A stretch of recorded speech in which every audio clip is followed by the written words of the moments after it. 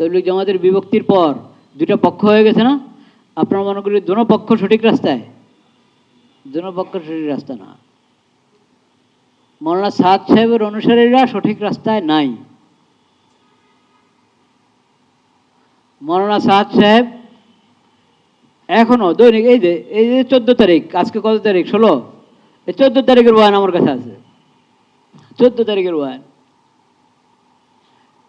বেচারা যখনই কোনো ইজতেমাতে বয়ান করে বা নিজামুদ্দিন মেম্বারে বয়ান করে, অফিসের হেদায়েত বা রওয়ানিগির হেদায়েত বয়ান করা শুরু করলেই বেচারা কোনো নতুন হাদিস বানায় ফেলে, নতুবা একটা হাদিসের বিকৃতি ঘটায়, হ্যাঁ, নতুবা কোনো আয়াতের মধ্যে বিকৃতি ঘটায়, নতুবা কোনো বেদাতকে সুন্নত আখ্যা দেয়, হ্যাঁ, নতুন নতুন বিষয় আবিষ্কার করে ওটাকে সুন্নত নাম দেয়। কোনো না কোনো গণ্ডগোল করেই বয়ানের মধ্যে। কোনো ধরনের আগাগোড়া পুরা বয়ান সঠিক এরকম বয়ান আছে, কিন্তু সংখ্যা কম। কিন্তু সাধারণত বয়ানের মধ্যে গড়বড় করবেই, কিন্তু এটা কে বুঝবে? কে বুঝবে? এক এতাতি ভাই, সাতপন্থী ভাই একজন আমাকে বলেছিল, হুজুর আমরা তো ওখানে ঘুরে আসছি, কোনো সমস্যা নেই, কোনো সমস্যা নেই। তখন আপনারা এখানে কি মেডিকেল সায়েন্সের কেউ আছেন নাকি? ডাক্তার? হ্যাঁ, কম, মানে এখানে কম, এখানে কিছু আছে কম, কিন্তু আছে যারা মেডিকেল সায়েন্স পড়েন না, ওরা আমার একটু দেখেন তো ভালো করে, ধরেন আমার শিরা দেখেন, নতুবা আমাকে দেখে পর্যবেক্ষণ করে বলেন কোনো সমস্যা দেখেন নাকি আমার মধ্যে? চিন্তা করেন। ও বলে যে বাবু আমরা তো নিজামুদ্দিন থেকে ঘুরে আসছি, কোনো সমস্যা নেই। আর সমস্যা আছে কিনা তুমি বুঝবো কোত্থেকে? এই যে নিজে পণ্ডিত সেজে গেলা, নিজে পণ্ডিত সেজে গেলা, এটাই তো অনধিকার চর্চা। অনধিকার চর্চা না? এটা তো একটা গলত কাজ, এটাই তো গলত কাজ। যেটা তুমি আলেমদের থেকে মশালা নেওয়া দরকার, তুমি নিজে বলছো যে আমরা তো দেখে এসেছি, কোনো সমস্যা নেই, মানে আপনারা ভুল বলছেন, আপনারা ভুল বলছেন। সুবহানাল্লাহ।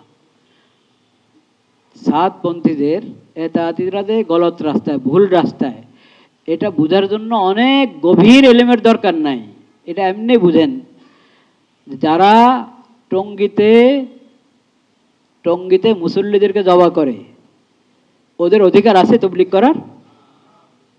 কিসের তবলিগ করবে এরা? একরামুল মুসলিমের তবলিগ এটা? 6 নম্বরের মধ্যে একটা একরামুল মুসলিম আছে না?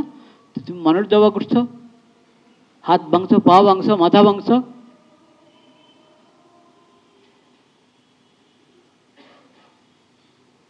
বলেন কি হলো তাহলে? এটা একটা উদাহরণ, এবং এটাকে এই ঘটনা একবার করলো না একাধিকবার করলো? একাধিকবার ঘটেছে। দ্বিতীয় কথা শুনেন, দেশে অনেক বড় বড় মাদ্রাসা যেগুলোতে বাইরের ছাত্ররা পড়তে আসে, বাইরের থেকেও ফতুয়া আসে, ইস্তেফতা মানে ফতুয়া চায়, ফতুয়া তলব করে। এ দেশের এরকম দারুল ইফতা আছে, বাইরের ওলামায়ে কেরাম, বাইরের মুফতিরাও ফতুয়া তলব করে ওখানে। ওই ধরনের প্রতিষ্ঠানের চারপাশে তবলিগ জামাতের লোকেরা আছে না? বিভক্তির পরে ওখানে এতাতিরা আছে না, সাতপন্থীরা আছে না? তো ওরা কি করে? এরা এই প্রতিষ্ঠানগুলোকে, এই ফতুয়া বিভাগগুলোকে, এই বড় বড় মাদ্রাসাগুলোকে বুড়ি আঙ্গুল দেখায়। আপনারা বুঝেন না, আমরা বুঝি। আপনারা বুঝেন না, আমরা বুঝি। পুরো দেশের ওলামায়ে কেরাম একদিকে, ওনারা কি আরেকদিকে। মৌলানা সাদ এদেরকে কোনো সময় নসিহত করছে, আরে আমরা হিন্দুস্তানে আসি, তোমাদের দেশে দেখি সব আলেমরা কি একদিকে, তোমরা ওনাদের সঙ্গে থাকো, ওনাদের বিপক্ষে যাও না, খবরদার। বলেছে সাদ সাহেব? কেন বলে না? এটা বলা জরুরি ছিল কিনা সাদ সাহেবের?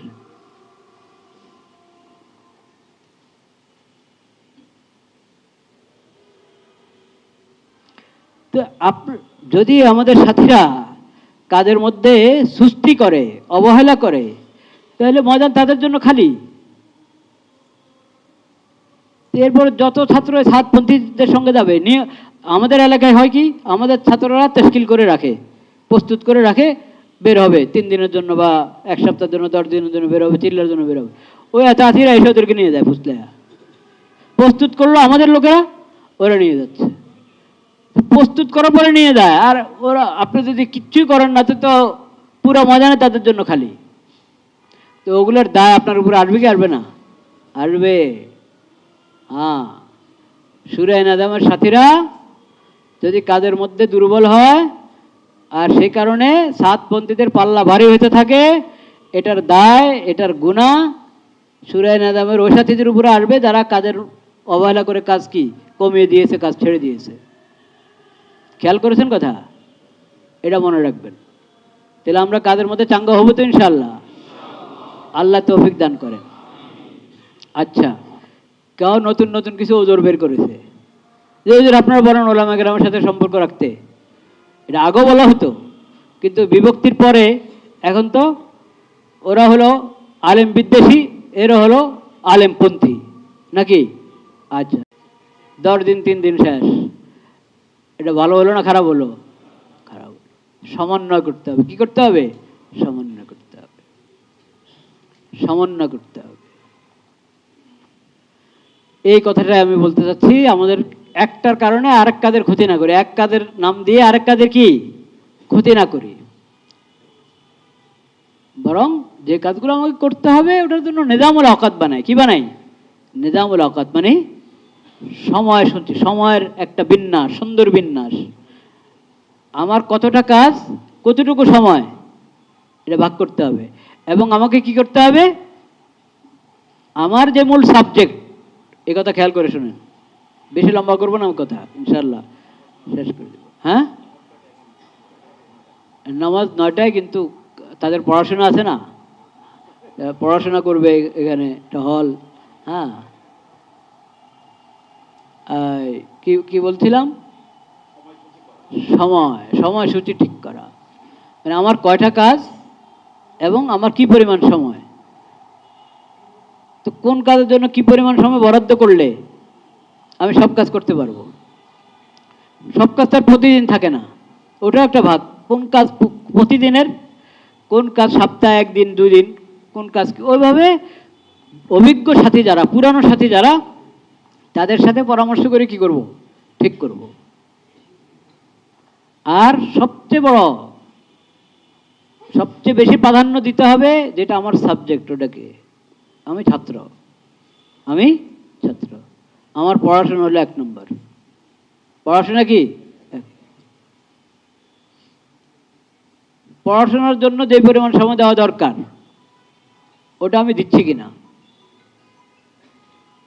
আমি যদি আমার ফলাফল ভালো হচ্ছে না, দেখা যায় কেন ফলাফল ভালো হচ্ছে না, তবলিগে যাওয়ার পরে, চিল্লা যাওয়ার পরে যদি আমার ফলাফল ভালো না হয়, তো এটার ভুল বার্তা যাবে না?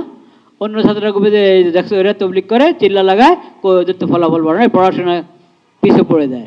আগে পড়াশোনায় ছেলেটা খুব ভালো ছিল, এখন দেখা যায় পড়াশোনা কি পিছনে। ভুল বার্তা গেল কিনা? তা আপনি 3 চিল্লা লাগায় তো আরো 3 জনকে ইয়ে করে দিলেন, চিল্লা থেকে বিমুখ করে দিলেন, আরো 10 জনকে চিল্লা থেকে বিমুখ করে দিলেন, এই তো কোনো ফায়দা নাই। চিল্লা লাগালেন ঠিক, কিন্তু অন্যদেরকে আপনি চিল্লা বিমুখ করে দিলেন। আপনি চিল্লার পর দেখেন, চিল্লার থেকে আসার পর আপনার দুনিয়ার কাজ, দিনের কাজ, সব দিক থেকে আপনাকে কি হতে হবে? চাঙ্গা হতে হবে। ক্লাসে উপস্থিতি সবার আগে, ক্লাসে উপস্থিতি সবার আগে যাবেন একবারে পুরা ক্লাস শেষ করে। কোনোদিন কি নাই? অনুপস্থিতি নাই, কোনোদিন কোনো অবস্থিতি নাই। এবং স্যারদের সাথে সুন্দর আচরণ, বিনয়ের আচরণ, আদব অন্যদের চেয়ে বেশি, আগের চেয়ে আরো কি বেশি।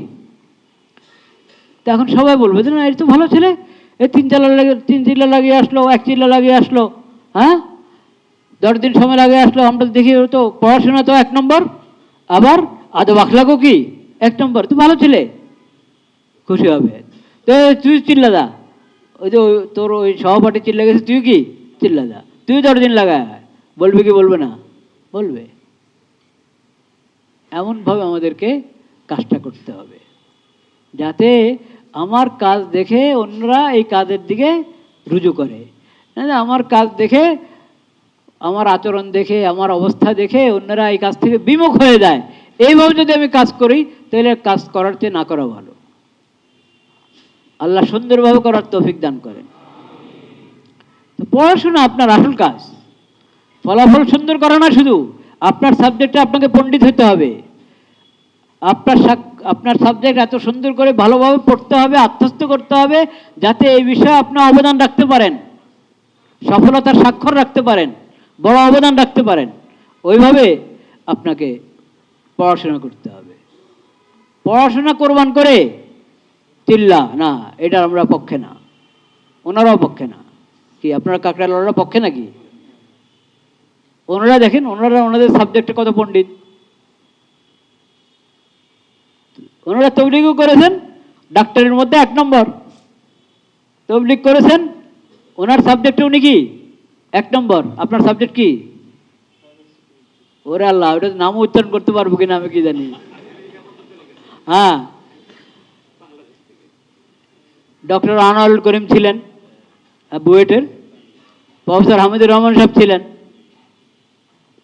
তো দিনের কাজ করেছেন ওনারা, কিন্তু দুনিয়ার মধ্যে জাগতিক জ্ঞান বিজ্ঞানের মধ্যে নম্বর 1। এটা আমাদেরকে আয়ত্ত করতে হবে, এটা শিখতে হবে। আল্লাহ সেই তৌফিক দান করেন। সূরা নিজাম 7 পন্থীদের থেকে তো ভালো, কিন্তু ভালো কদিন থাকবেন এটা কথা। ভালো থাকতে হলে কি করতে হবে? ভালো থাকতে হলে যে মেহনতগুলোর কথা আমি বলছি, কাদের ব্যাপারে মেহনত, ইলম জিকিরের ব্যাপারে মেহনত। আর কোনো ধরনের কোনো বেউসুলি করা যাবে না। বেউসুলি অর্থ বুঝুন তো, উসুল পরিপন্থী, নিয়ম পরিপন্থী কোনো কাজ করা যাবে না। আপনি তবলিগের কাজ করেন, তবলিগের কাজের উসুল আছে, তবলিগের কাজের কি আছে? উসুল আছে। মশওয়ারা ছাড়া কেন কাজ করব আমি? আমি হালকা জিম্মাদার হওয়া মানে কি আমি আধিপত্য বিস্তার করব নাকি? কাকরাইলে আমি অর্থ খরচ করে তো সেখানে হুকুমত চালাবো? নাউজুবিল্লাহ, না না। এই তবলিগ জামাতের মুরব্বীদের নিয়ম ছিল,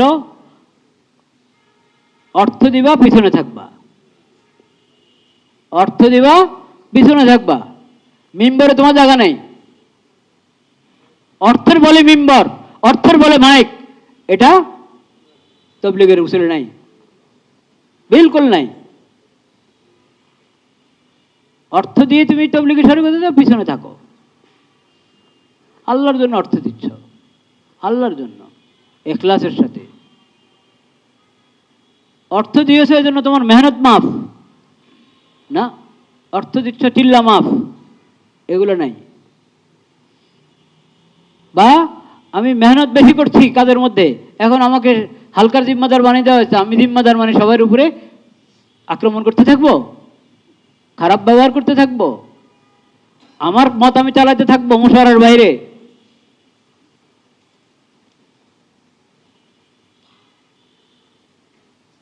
মুশওয়ারার বাইরে আমি কোনো কিছু চালাতে পারি না। এবং মুশওয়ারা নিয়মতান্ত্রিক হইতে হবে। মৌলানা সাদ সাহেবের তো অনেক সমস্যা, অনেক গুমরাহির কথা, গুমরাহির কাজ তার মধ্যে আছে, সাথে সাথে এটাও একটা মুশওয়ারার প্রয়োজন মনে করে না। নাম কে আসতো মুশওয়ারা, মুশওয়ারা ঠিকই বৈজ্ঞানিক মুশওয়ারা বড় হচ্ছে, কিন্তু বড় বড় যত পদক্ষেপ সব নিজের বাহাদুরি।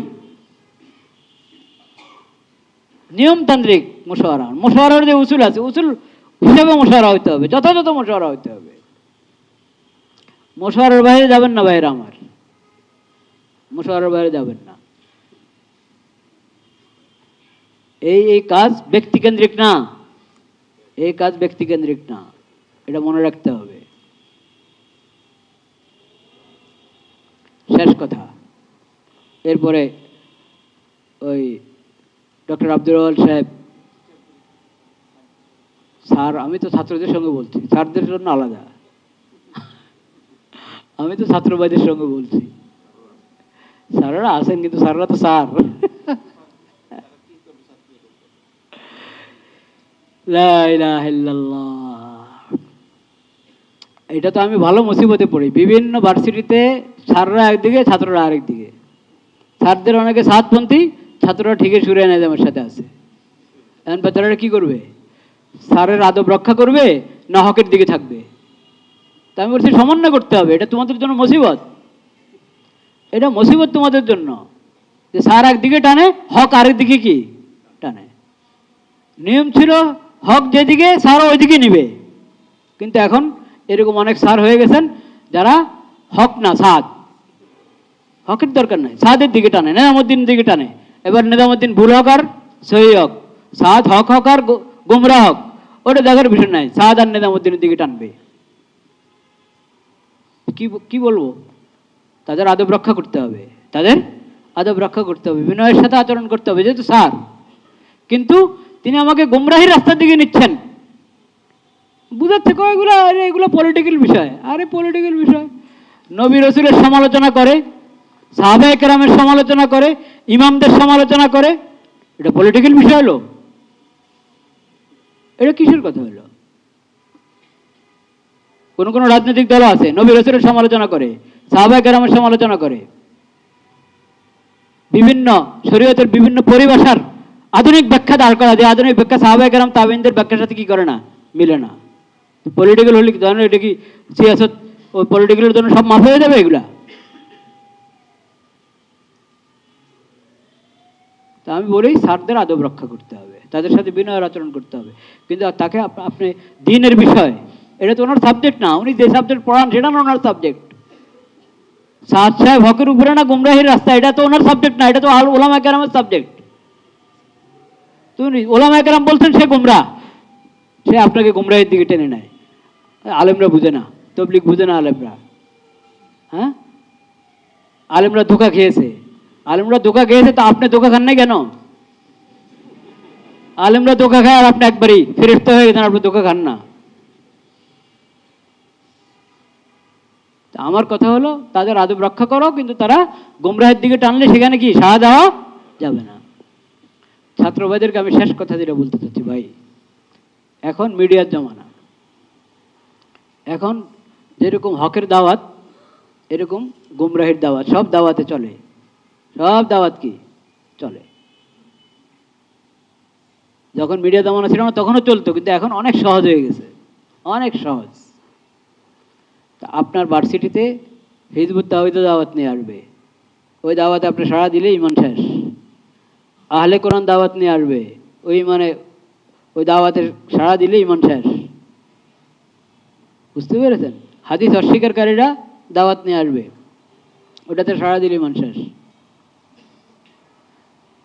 কাদিয়ানিরা নিজেদেরকে আহমদি জামাত বলে, আরো মুসলিম শব্দ ব্যবহার করে নাউজুবিল্লাহ নামের মধ্যে, ওরা দাওয়াত নিয়ে আসবে, ওদের দাওয়াতে সাড়া দিলে ইমান শেষ, একবারে শেষ। কত দরবারওয়ালারা আছে, দিওয়ানবাগির একটা দরবার, আটরশির একটা দরবার, মাইজবন্ডারের একটা দরবার, এনায়েতপুরের একটা দরবার, এরকম অনেক দরবার আছে, আস্তানা আছে। এসব আস্তানা, এগুলো হলো ভণ্ড সুবিধার আস্তানা, এদের দাওয়াতে সাড়া দিলে ইমান শেষ। এর সব ইসলামের গণ্ডি থেকে বাইরে। কোয়ান্টাম মেথড, এই ধরনের অনেক মেথড আছে, আপনাকে একবারই মোরাকাবা ধ্যানের মধ্যে লাগিয়ে সুস্থ করে দিবে। এই মেথডওয়ালাদের কোরআন হাদিসের সাথে ইসলামের সাথে কোনো সম্পর্ক নেই, ইমান আকীদা সব শেষ করে দিবে। এখানে সরাসরি যারা ইসলামের সাথে কোনো সম্পর্ক নেই, ইসলামের দুশমন, অমুসলিমদের থেকে আসবে দাওয়াত। আহলে কোরআনের পরিচয় কি জানেন? আহলে কোরআন কাদেরকে বলে? ও তো শুরুতে কি সে বলবে আহলে কোরআন, কেমন বুঝবেন? যারা বলবে আপনাকে যে লা ইলাহা ইল্লাল্লাহ মুহাম্মাদুর রাসূলুল্লাহ, কালিমা এইভাবে না, এইভাবে না কালিমা, আপনি যে কালিমা পড়েন এটা ভুল বলবে, বুঝবেন যে আহলে কোরআন। ফরজ নামাজ 5 ওয়াক্ত না 3 ওয়াক্ত বা 2 ওয়াক্ত, বুঝবেন যে আহলে কোরআন।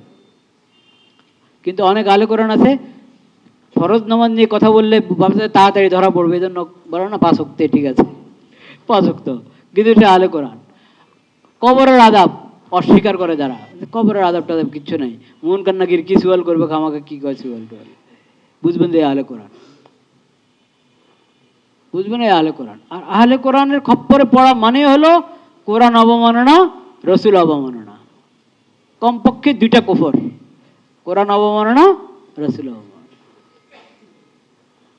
তো এরকম বিভিন্ন এরকম পশ্চিমা সভ্যতার অনেক কুফরি, অনেক শিরিক সমাজে চলে, ওগুলা দাওয়াত দিতে আসে অনেকে, এগুলো থেকে দূরে থাকতে হবে। আর একটা হলো আহলে সুন্নাহ ওয়াল জামাতের মাসলাক, যেটা প্রথমে যদি আমি নাজাত পেতে চাই কোন রাস্তায় থাকতে হবে? আহলে সুন্নাত ওয়াল জামাতের রাস্তায় থাকতে হবে। আহলে সুন্নাত ওয়াল জামাতের মাসলাক পরিপন্থী অনেক দাওয়াত আপনার কাছে আসবে, আপনাকে প্রান্তিকতার দিকে নিয়ে যাবে, এরকম দাওয়াতও আসবে। আপনার প্রান্তিকতার কোনো দাওয়াত গ্রহণ করবেন না। প্রান্তিকতা, প্রান্ত মানে বাড়াবাড়ি আর ছাড়াছাড়ি, এক প্রান্তে চলে যায় আর কি, ভারসাম্য রক্ষা করে না। বিভিন্ন প্রান্তিকতা মূলক মতামত বক্তব্য আপনার কাছে নিয়ে আসবে। আমি স্পষ্ট করে বলছি আজকে, আমি চাই যে আমরা বুঝি বিষয়টা। কেউ আমাকে খারাপ বলবে, কেউ আমাকে গালি দিবে, সে অন্য কথা। এই মজলিসে কথা থাকতে পারে যে বলবো যে এই সমস্ত কথা বলতে আসছে এখানে, সেটাতে কিছু আসে যায় না। আমি যে কথাটা হক সেটা বলে যাচ্ছি। আহলে সুন্নাত ওয়াল জামাতের মাসলাকের বাহিরের দাওয়াত আপনি গ্রহণ করবেন না। আপনাকে সহি দিনটা বুঝতে হবে। কি 14 তারিখ কি না, ওটার শোনাবো না, মানে এরকম তো কত বয়ান। আমি বলছি মানে আমি যে এই ক্ষেত্রে আপডেট এ কথা শোনাচ্ছি আর কি। মানে একবারে 14 তারিখের বয়ান আমার কাছে আছে ওনার, উনি কি বলেন আমার খবর আছে। এ না যে আমি আন্দাজি বলি, নাউজুবিল্লাহ, আন্দাজি তো কোনো বিষয়ে আমি কথা বলি না। আল্লাহ রহমতে কোনো বিষয় আন্দাজি, আমি জাগতিক বিষয় যেটা জানি না আমি জানি না, দিনের বিষয় যেটা আমার জানে না আমি জানি না, লা আদরি, আমার খবর না, আমি জানি না ভাই। আমাদের মাদ্রাসায় ওখানে মানুষ যাবে ফতুয়া বিভাগে, আসে আমার কাছে, আজীব কথা। অনেকে প্রথমে সরাসরি আমার কাছে, হুজুর একটা ফতুয়া, আরে ভাই ওখানে যান, হুজুর আমি আপনার কাছে শুনতে চাইছিলাম। আরে আজীব ভাই, ওখানে আমাদের হুজুররা আছেন, ওখানে যান। তা আমি অনধিকার চর্চা যেটাকে বলে, মানে যে বিষয়ে আমার জানা নাই সে বিষয়ে আমি কথা বলি না কোনো সময় আল্লাহর রহমতে। কাজে সাদ সাহেবকে আমি গোমরা বলছি, পথভ্রষ্ট বলছি, এটা আন্দাজি বলছি না। তার বয়ান এমনকি মনে করেন 1 বছর আগে একটা গুমরাহের কথা বলছে, 1 বছর পরে হয়তো সে ভালো হয়ে গেছে, হতে পারে না? তা আমি 1 বছর আগের কথা দিয়ে কথা বলি না, একবারে আপ টু ডেট। হ্যাঁ, সুবহানাকাল্লাহুম্মা ওয়া বিহামদিকা আশহাদু আল্লা ইলাহা ইল্লা আনতা।